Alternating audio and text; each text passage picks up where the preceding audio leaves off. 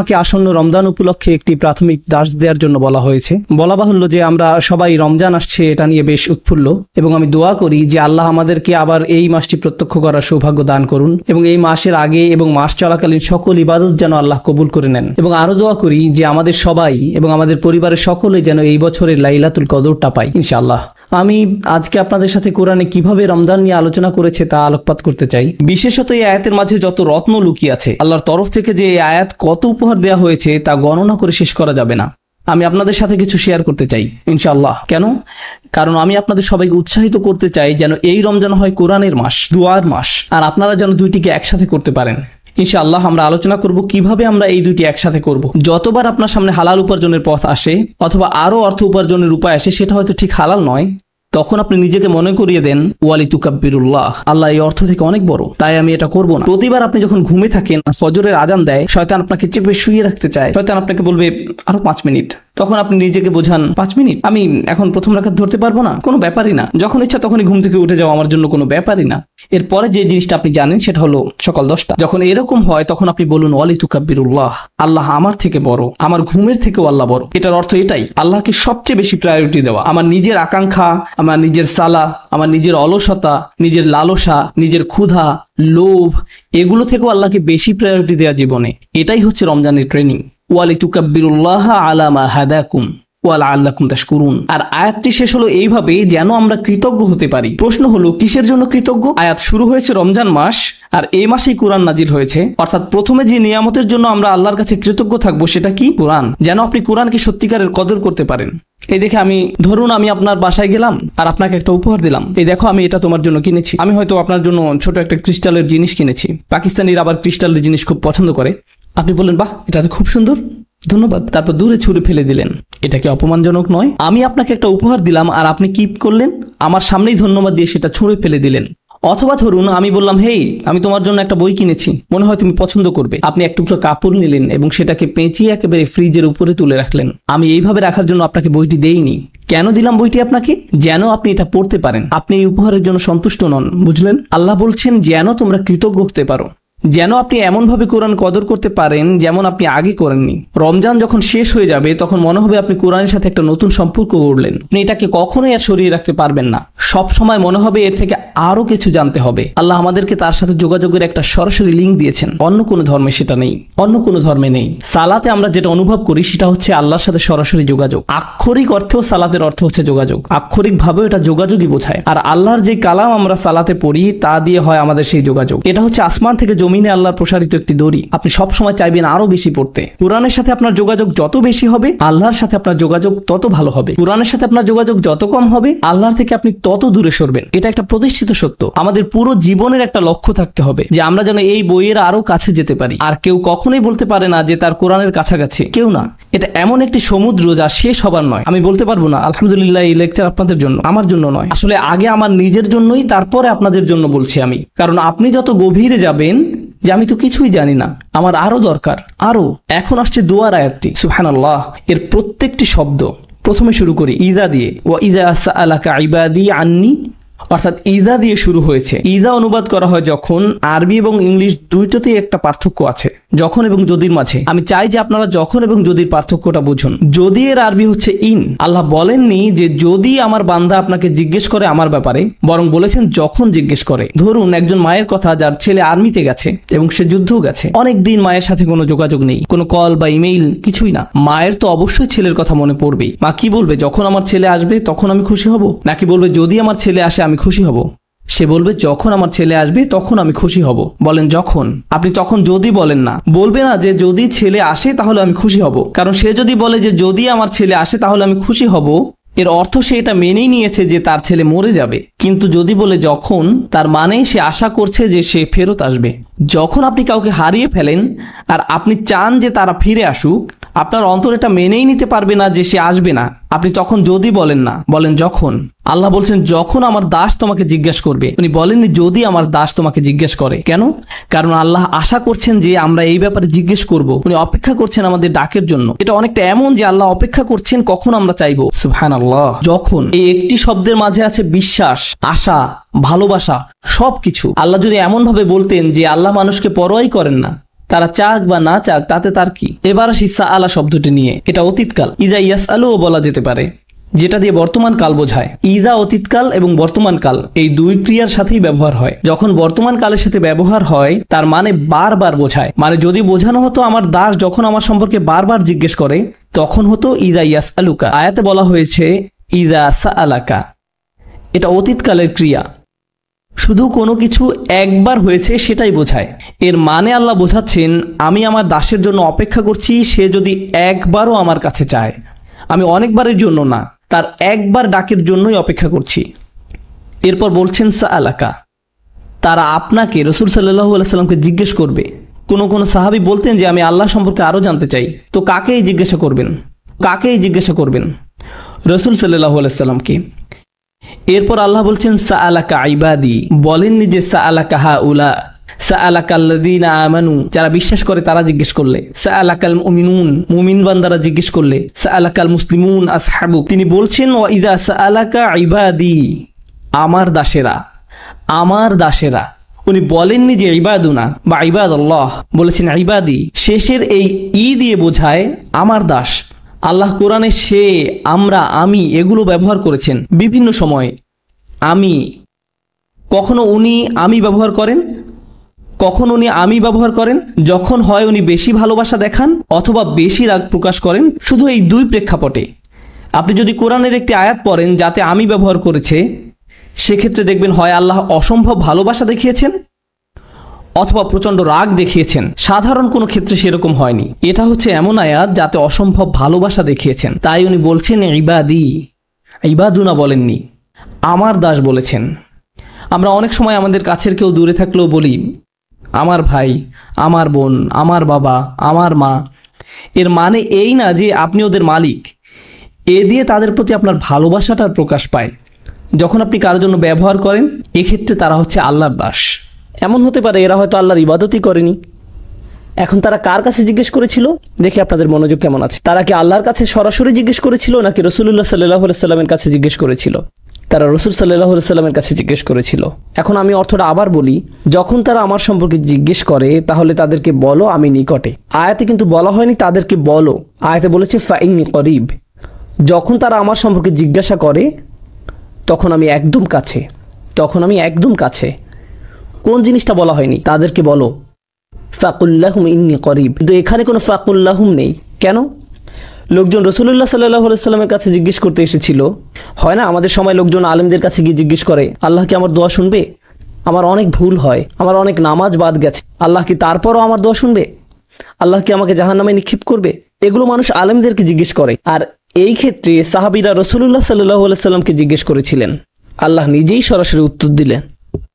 উনি রাসূলুল্লাহ সাল্লাল্লাহু আলাইহি সাল্লামকে দিয়ে নয়, বরং উনি আপনার সাথে, আমার সাথে সরাসরি কথা বলা শুরু করলেন। আমি এত কাছে যে আমি তোমার সাথে কথা বলছি। আমি এমনকি রাসূল সাল্লাল্লাহু আলাইহি সাল্লামকেও বলছি না যে তোমার সাথে কথা বলতে, আমি সরাসরি তোমার সাথে কথা বলবো। এখানেই কোরআনের সৌন্দর্য। লোকজন রাসূলুল্লাহ সাল্লাল্লাহু আলাইহি সাল্লামের কাছে জিজ্ঞাসা করতে আসলো, আর আল্লাহ বলেননি যে আপনি ওদেরকে গিয়ে বলুন, বরং উনি ঠিক করলেন যে উনি নিজেই বলবেন আমি খুব কাছে। তুমি আমাকে বিশ্বাস করো না কেন? আমি বললাম তুমি বিশ্বাস করো না? বললাম ইন্নি শব্দটার কারণে। ইন্নি মানে বাংলায় অবশ্যই, কোনো কিছু নিঃসন্দেহে বোঝাতে ইন্নি শব্দ ব্যবহার হয়। তাই কেউ যদি কোনো ব্যাপারে সন্দেহ পোষণ করে তখন ইন্না ব্যবহার করা হয়। এখানে আল্লাহ বলছেন কখনোই আমি কাছে নেই এই সন্দেহও করো না। কেন তুমি সন্দেহ করছো যে আমি কাছে নেই? কেন তুমি ভাবছো যে আমি তোমার থেকে দূরে সরে যাব? তুমি আমার থেকে দূরে সরে গেছো, আমি না, তুমি সরেছো। তুমি আমার অবাধ্য হয়েছো, তুমি আমাকে ভালোবাসা বন্ধ করেছো। আমি কখনো তোমাকে ভালোবাসা বন্ধ করিনি। তুমি দূরে সরেছো, আমি সবসময় কাছে ছিলাম। আবার করিব শব্দটাও, করিব হচ্ছে ইসমে সিফা, যার অর্থ আমি সব সময় আছি। পুরো বাক্যটা দ্বারা অবশ্যই আমি সব সময় আছি, কাছেই। আমার দাস এটা জানুক। আরেকটা ব্যাপার হচ্ছে আর কতগুলো নাম আছে? অন্তত 99টা। কত সুন্দর সুন্দর নাম আল্লাহর। তাই যখন মানুষ জিজ্ঞেস করলো আল্লাহ সম্পর্কে, তখন তাদেরকে আল্লাহর কোন নামটা বলা সবচেয়ে বেশি জরুরি? ওনার কোন গুণটা? যে উনি একদম কাছেই। কেন? কারণ যখন উনি কাছে আছেন আমাদের জন্য ওনার সাথে কথা বলা সহজ হয়। কেউ যখন দূরে থাকে তখন আমরা তার সাথে কথা বলি না, আর কেউ যখন কাছে থাকে আপনি তার সাথে কথা বলতে পারেন। যখন কেউ কাছে থাকে আপনি তাকে সম্মান করেন। বোঝা গেল? আচ্ছা, এখানের কয়জন বাচ্চা স্কুলে আছে?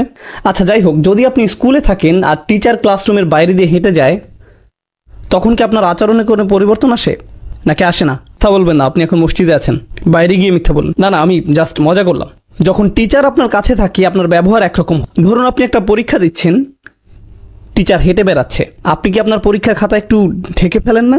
এমনকি ছায়া দেখলেও কেঁপে ওঠেন। বিশেষত উনি যদি আপনার টেবিলে হাত রাখে আর আপনার খাতার দিকে তাকিয়ে একটু মালাকুল মাউত। আমি আমার স্টুডেন্টদের সাথে এরকম করি, কারণ আমি তাদেরকে মানসিকভাবে টর্চার করতে পছন্দ করি। এটাই টিচিং এর সবচেয়ে বড় মজা। আপনি তাদেরকে নিয়ে খেলতে পারেন। আল্লাহ বলছেন, যদি আমার দাস আমার সম্পর্কে জানতে চায় তাহলে বলুন আমি একদমই কাছে আছি। কেউ যখন কাছে থাকে, আপনি যখন আশেপাশে পুলিশ অফিসার দেখেন, আপনি অন্যরকম আচরণ করেন।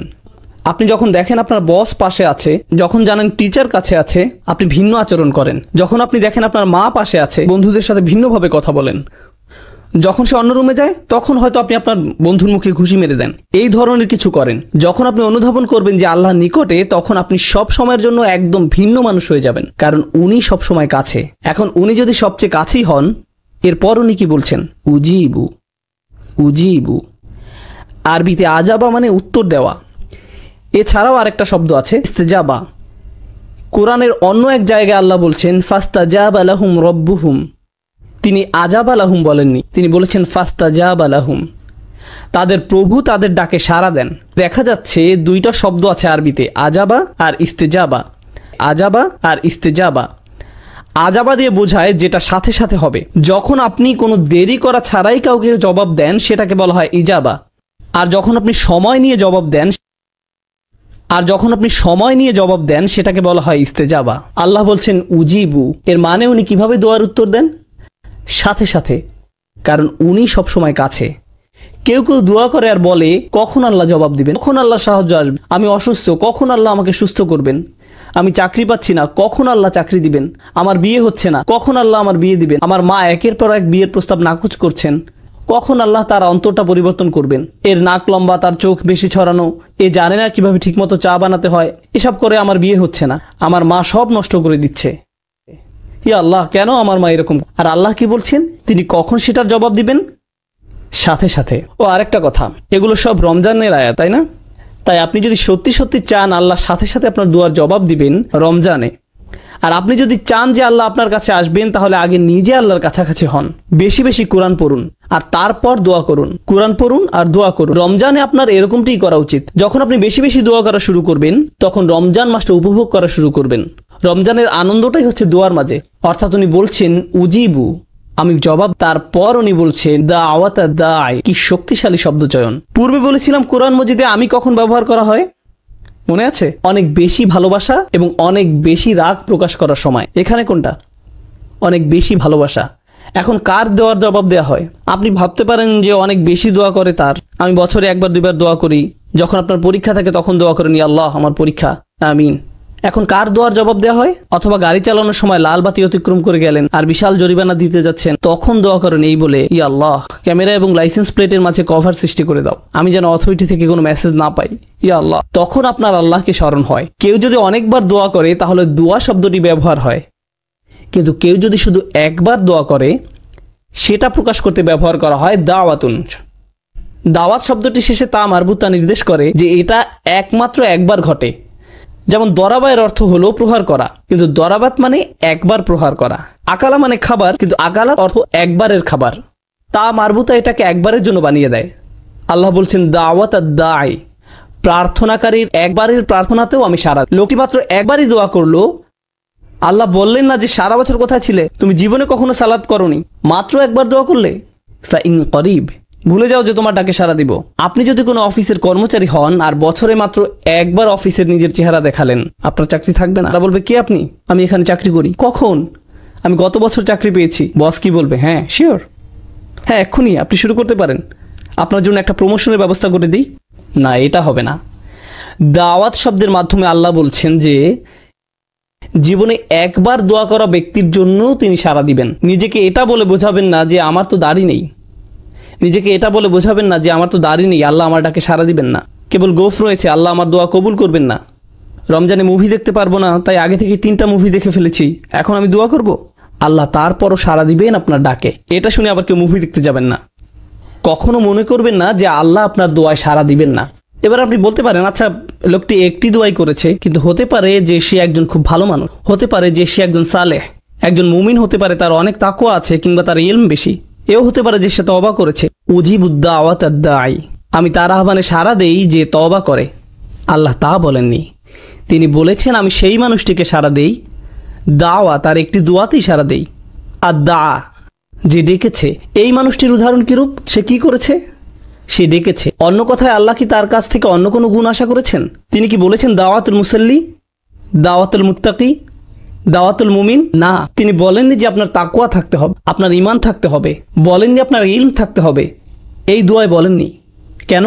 কারণ আল্লাহ এখানে সেই সব মানুষের সাথে কথা বলছেন যারা আল্লাহ থেকে বহু দূরে চলে গেছে, এবং তিনি প্রথমেই তাদের বলছেন যে দেখো আমি কাছেই আছি। এরপর তিনি তাদের বলেন, দেখো আমি জানি এই একটি দোয়া ছাড়া তোমাদের কাছে এই মুহূর্তে আর কিছুই নেই। ঠিক আছে, দাও আমাকে এই একটি দোয়াই দাও। যদিও তুমি একজন দায়ী, শুধুই একজন আহ্বানকারী, তোমার জন্য আমার কাছে আর কোনো বিবরণ নেই। আমি তোমাকে এখনো পর্যন্ত একজন সালেহ ডাকতে পারি না, মুসলিম ডাকতে পারি না, মুমিন ডাকতে পারি না, আমি তোমাকে কিছুই ডাকতে পারি না। আমি শুধু তোমাকে রেখেছি একজন দায়ী হিসাবে, একজন আহ্বানকারী। সুবহানাল্লাহ, সেটি কোনো যোগ্যতাই নয়। আরও আগানোর আগে বলে রাখি, আমি বলেছিলাম কখনো একজন বসের 500 জন কর্মচারী থাকে, সে কি তাদের সকলের নাম জানে? না। বিশেষ করে সেই কর্মচারীকে যে তাকে পুরো জীবনে মাত্র একটি ইমেইল করেছে, একটি ইমেইল, কিভাবে সে তাকে মনে রাখবে? কর্মচারীটি যদি তাকে টেক্সট মেসেজ পাঠায়, সে জানবে না নাম্বারটি কোথা থেকে এসেছে। আল্লাহ বলেননি উজিবুদ-দাওয়াত আদ-দাঈন, তিনি বলেছেন উজিবুদ-দাওয়াত আদ-দাঈ।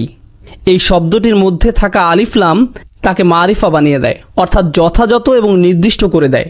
অন্যভাবে বলা যায়, যে কেউ আল্লাহকে ডাকে, আল্লাহ বলেন না যে কোনো একজন শুধুই ডেকেছে, তিনি বলেন সেই জন আমাকে ডেকেছে, সেই নির্দিষ্ট মানুষটি।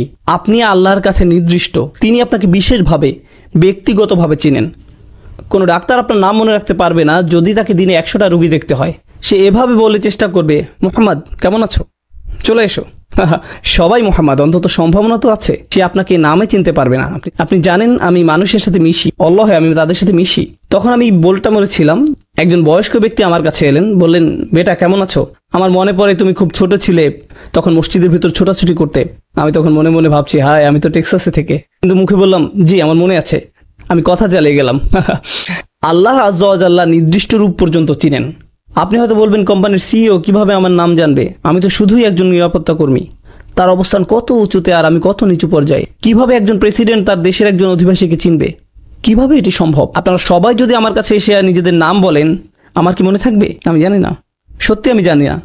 কারো কাছে যদি আমার ফোন নাম্বার থাকে, প্লিজ কেউ ফোন নাম্বার নেবেন না, কিন্তু যদি থেকে থাকে, যদি আমাকে একটা SMS পাঠান আর আমার কাছে নাম্বারটি সেভ করা নেই, আমি কি জানবো এটা কে পাঠিয়েছে? আমি জানবো না কে পাঠিয়েছে। যখন আপনি আল্লাহকে ডাকেন, আল্লাহ বিশেষভাবে আপনাকে জানেন এবং তিনি তৎক্ষণাৎ আপনাকে সাড়া দিতে চান। তিনি আপনার সাথে তখনই নতুন সম্পর্ক শুরু করতে চান। গতকাল যা হয়েছে তা হয়ে গেছে, আজ থেকে শুরু করুন। আপনি আজই মুসলিম হয়ে উঠুন, আজ থেকেই আল্লাহকে ডাকতে থাকুন। উজিবুদ-দাওয়াত আদ-দাঈ। এবার যে প্রশ্নটি আপনাদের আগে করেছিলাম, যে সমস্যাটি আপনাদের দিয়েছিলাম, সেটা ছিল যে ধরুন আপনি একজন গুরুত্বপূর্ণ মানুষের সাথে দেখা করতে চান, সেটি কার শিডিউল হবে? আপনার নাকি গুরুত্বপূর্ণ ব্যক্তির? গুরুত্বপূর্ণ ব্যক্তিটির। শিক্ষামন্ত্রীর সাথে দেখা করতে চাইলে আপনি তার মন্ত্রণালয়ে হেঁটে গিয়ে তাকে বলবেন না যে হেই চলুন আপনার সাথে আমার 1 মিনিট কথা আছে। আমি ডিসিতে গিয়ে বলবো না যে ওবামার সাথে আমার পিৎজার স্লাইস খাওয়া প্রয়োজন। আপনি এমনি এমনি প্রেসিডেন্টের কাছে যেতে পারবেন না। আপনি যদি একজন কর্মচারী হন, যেমন কেউ যদি আগে মাইক্রোসফটে কাজ করতো যখন বিল গেটস ছিল, আপনি বলবেন হেই বিল আমার সাথে পিৎজা খাবে? আপনি সেটা করবেন না। আপনার জন্য তার সময় নেই। আল্লাহকে ডাকার ভালো সময় কোনটি? মানুষ বলে কোন সময়টি আল্লাহর কাছে দোয়া করার জন্য উত্তম, তাই বলে। আর অবশ্যই আমরা রমজান নিয়ে কথা বলছি। তিনি কি বলেন এই ব্যাপারে? তিনি বলেন উজিবুদ-দাওয়াত আদ-দাঈ ইজা, যে কোনো সময়, যে কোনো সময়, দাআনি, যখনই সে ডেকেছে, যখনই তুমি আমাকে ডাকবে তখনই আমি তোমাকে সাড়া দিব। সকালে ডাকো আমি সাড়া দিব, বিকেলে ডাকো আমি সাড়া দিব, ঘুমোতে যাওয়ার আগে ডাকো আমি সাড়া দিব। সুবহানাল্লাহ, সম্পূর্ণ আয়াত নয়, এটি আয়াতের প্রথম অংশ। আমি তোমাকে সাড়া দিব যখনই তুমি আমাকে ডাকবে। এটি আল্লাহর আহ্বান। এটা কিভাবে হয় যে আমরা এই আহ্বানকে উপেক্ষা করে যাই? কিভাবে একজন মানুষ আল্লাহর বাণী শুনে দোয়া না করে থাকতে পারে? আমি বুঝতে পারি না। তারপর তিনি বলেন, এতক্ষণে আমি তোমাকে আহ্বান করলাম, আমার আহ্বান হলো আমি তোমার কাছেই আছি, আমি যে কোনো সময় তোমার ডাক শুনতে প্রস্তুত। যদিও তুমি একবার দোয়া করো, তারপরও আমি তোমার কথা শুনবো। দোয়া ছাড়া তোমার আর কোনো ইসলামিক গুণ না থাকলেও আমি তা। তবে তোমার কি করা উচিত? আল্লাহ আপনার জন্য এত সব করছেন, আপনি তার জন্য কি করবেন? তিনি বলেন ফালিয়াস্তাজিবু লি। আগে 2টা শব্দের কথা বলেছিলাম, আজাবা আর ইস্তেজাবা মানে হলো উত্তর দেওয়ার চেষ্টা করা। কেউ আমাকে বললো ভাই আপনার সাথে লাঞ্চ করতে চাই, আমি বলবো আমি সময় বের করতে চেষ্টা করব। আমি জানি না আমি এটা পারবো কিনা। চেষ্টা করার মানে আপনি সফল হতেও পারেন আবার ব্যর্থও হতে পারেন। আল্লাহ বলেন ফালিয়াস্তাজিবু লি, তাদের অন্তত আমাকে সাড়া দেওয়ার চেষ্টা করা উচিত। তোমরা আমার কাছে কিছু জিনিস চাইছো, আল্লাহ বলেন তোমরা আমার কাছে ভালো চাকরি চাইছো, স্বাস্থ্য কামনা করছো, তোমাদের সন্তানদের নিরাপদে রাখতে বলছো, তোমাদের বাবা মায়ের জন্য আমার কাছে চাইছো, একটা বাড়ি চাইছো, তোমরা আমার কাছে সব কিছু চাইছো, আমিও তোমাদের কাছে কিছু আশা করছি। আমার চাওয়া বিষয়গুলোর ব্যাপারে তোমরা কি করবে? ফালিয়াস্তাজিবু লি, তাদের উচিত আমার ডাকে সাড়া দেয়া, তাদের উচিত আমাকে সাড়া দেয়া। এখন ব্যাপারটি হলো ফাতিহায়, সূরাতুল ফাতিহা, আমরা আল্লাহর কাছে কি চাই কেউ জানেন? আমরা চাই পথ প্রদর্শন, কিন্তু আল্লাহ আমাদের কাছে কি চান? ইবাদা। ইয়াকা নাবুদু ইয়াকা নাস্তাইন। নাস্তাইন মানে আমরা সাহায্য চাই, কিন্তু আল্লাহর কাছে কিছু চাইবার আগে আমরা তার জন্য কি করব, আমরা তার জন্য কি করব? ইয়াকা নাবুদু, তিনি আমাদের জন্য কি করবেন? ইস্তিআনা, তিনি আমাদের সাহায্য করবেন। তাহলে আপনি আল্লাহর জন্য কি করবেন সেটা প্রথমে আসা উচিত, আর দ্বিতীয়ত আসবে আপনি নিজের জন্য যা চান। কিন্তু রমজানের এই আয়াতগুলোতে তিনি বলেন আমি তোমাকে সাড়া দিব যখনই তুমি আমাকে ডাকবে। এরপরে তিনি বলেন তোমার উচিত আমাকে সাড়া দেয়া। তিনি বলেননি আমাকে সাড়া দিলে পরে আমি তোমাকে সাড়া দিব। সুবহানাল্লাহ। এমনকি তিনি নিজেকে দ্বিতীয় পজিশনে রেখেছেন, এবং এই আয়াতে প্রথমে রেখেছেন আপনাকে আর আমাকে, তিনি নিজেকে রেখেছেন দ্বিতীয় পজিশনে। ফালিয়াস্তাজিবু লি, তাদের উচিত আমার প্রতি সাড়া দেয়া, খাঁটে ঈমান আনা, আমাকে প্রকৃত রূপে বিশ্বাস করা তাদের উচিত। লাআল্লাহুম ইয়ারশুদুন, যাতে তারা সরল পথে পরিচালিত হতে পারে, তারা যেন নিজেদের বদলে নিতে পারে। সুবহানাল্লাহ। রমজানের এই কিছু আয়াত আপনাকে পরিবর্তন করে দিতে পারে, রমজান সম্পর্কে আপনার দৃষ্টিভঙ্গি সম্পূর্ণ বদলে দিতে পারে। আমরা যদি এই কয়েকটি আয়াতই শুধু অনুধাবন করি, এদের প্রতিফলন ঘটাই, তবে কোরআনের সাথে, দোয়ার সাথে, আল্লাহর সাথে আপনার যে সম্পর্ক তৈরি হবে তা রমজানের পরবর্তীকালীন সময়ের জন্যও সম্পন্ন হয়ে যাবে। এই সকল জিনিস আপনার অন্তরে গেঁথে দিতে হবে। আলোচনার শেষে আমি আপনাদেরকে কিছু বাস্তব পরামর্শ দিতে চাই। এখন আমি কিছু বাস্তব চিত্র তুলে ধরতে চাই, যে জিনিসগুলো আপনাদেরকে খুঁজে বের করতে হবে। রমজান মাস থেকে আমরা আসলে কি পেতে চাই, রমজান মাস থেকে আমরা আসলে যেটা পেতে চাই। রোজা রাখার উদ্দেশ্য হচ্ছে তাকওয়া অর্জন করা, আর রমজান মাসের উদ্দেশ্য হচ্ছে তিনটি। 30 দিনের ট্রেনিং শেষ করা, আল্লাহর মহত্ব ঘোষণা করা, আল্লাহর কৃতজ্ঞতা প্রকাশ করা। ওয়ালিতুকাব্বিরুল্লাহ আলা মা হাদাকুম ওয়ালিতুকমিলুল ইদ্দা ওয়ালিতুকাব্বিরুল্লাহ আলা মা হাদাকুম কুম তাশকুরুন। রমজানের 3টি গোল। এখন আমি আপনাদেরকে বলি তাকওয়ার পথে মূল বাধা কি হতে পারে। আপনারা যেখানে বাস করছেন, যেমন কাতার, দুবাই, খালিজ, আরব বিশ্ব বা মুসলিম বিশ্বের মাঝে আপনার জন্য, আপনার সন্তানের জন্য সবচেয়ে ভয়ের ব্যাপার হচ্ছে বস্তুবাদ। এটাই সবচেয়ে বড় ভয়। আপনি আর আপনার সন্তান গাড়ি বলতে অজ্ঞান, ব্র্যান্ডের কাপড়, ব্র্যান্ডের ফোন, ইলেকট্রনিক পণ্য, নতুন মুভি, নতুন নামানো গান, মার্কেটে ঘুরে বেড়ানো, এইসব জিনিস নিয়ে আপনি ডুবে আছেন। আপনার পুরো জীবনের অর্থই এগুলো, আর কিছু নয়। আর এটাই দুঃখজনক, কারণ আল্লাহ সাক্ষী, এই উম্মার তরুণরা হচ্ছে সবচেয়ে সম্ভাবনাময়। যখন এই উম্মার তরুণরা কোরআনকে অন্তরে ধারণ করবে, তারা দুনিয়া পাল্টে দিতে পারবে। সত্যি দুনিয়াটা তখন অসম্ভব সুন্দর একটা জায়গা হবে যদি শুধু এই উম্মার তরুণরা জাগতে পারে। কিন্তু উম্মার তরুণ প্রজন্ম iPhone 5, Samsung Galaxy, iPad, Facebook নিয়েই বুঁদ হয়ে আছে। এই জিনিসগুলোই খুব ভালো কাজেও ব্যবহার করা যায়, কিন্তু মনে রাখতে হবে এই জিনিসগুলো এক একটা অভিশাপে পরিণত হতে পারে। তলোয়ার শত্রুর দিকে তাক করে রাখলে সেটা ভালো, কিন্তু নিজের দিকে তাক করে রাখা খারাপ। এটা একদম সত্যি। এই জিনিসগুলো খুবই ভালো জিনিস। আমি কতবার ফেসবুক ব্যবহার করেছি জানেন? একবারও না। হ্যাঁ, সেখানে আমার ছবি আছে, আমার উক্তিও হয়তো আছে, কিন্তু আমি নিজে কখনো সেটা ব্যবহার করিনি। মাঝে মাঝে কেউ বলে, ব্রাদার আপনি কখনো টুইটারে জবাব দেন না? আমি বলি আমি সুন্নাহ পালন করার চেষ্টা করি যাতে মানুষের উপকারে আসে এমন কিছু বলতে, কিন্তু মানুষের সাথে অনলাইনে কথোপকথনে জড়াই না। আমাদের আরো গুরুত্বপূর্ণ কথোপকথন আছে আল্লাহর সাথে। আসলে কি আপনারা এত কথা চালাচালি করার সময় আছে? এত সময় কোথা থেকে আসে যে একটা ইউটিউবে ভিডিও নিচে সব কমেন্ট পড়ে বসে আছেন? কোথায় পান এত সময়? আমি অবাক হয়ে যাই। তাই আমাদের নিজেদেরকে আগে এসব থেকে বের হয়ে আসতে হবে। বিশেষত রমজানের সময় আমাদের যত সম্ভব এসব গ্যাজেট থেকে দূরে থাকতে হবে। আপনার ফোনের গেমস অ্যাপসগুলো মুছে ফেলুন। রমজানে সেগুলো মোবাইল থেকে সরিয়ে ফেলুন। আপনি হয়তো বলবেন ঠিক আছে আমি পরে আবার ডাউনলোড করব, তাও করুন। বোনেরা এখনই ফেসবুক থেকে বের হন। আমি দেখছি না, কিন্তু যাই হোক বের হন ফেসবুক থেকে। আপনাদের ডিভাইস থেকে নিজেকে দূরে রাখুন। এটা আপনাকে করতেই হবে।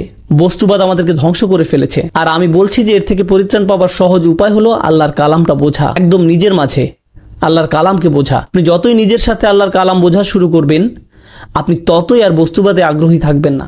তা দিয়ে তখন আর আপনার আত্মার ক্ষুধা মিটবে না। আপনি শূন্যতা অনুভব করবেন। খালি কোরআন থেকে আনন্দ পাওয়ার চেষ্টা করুন, যেটা আগে করেননি।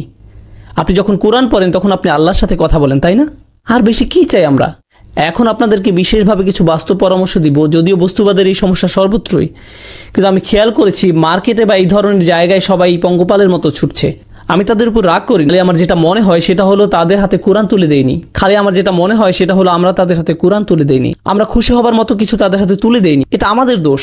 এখন আসছি শেষ অংশে, বিশেষত দর্শক সারির অভিভাবকদের জন্য কিভাবে আপনি আপনার রমজানকে ভালোভাবে কাজে লাগাতে পারেন সেটার কিছু টিপস।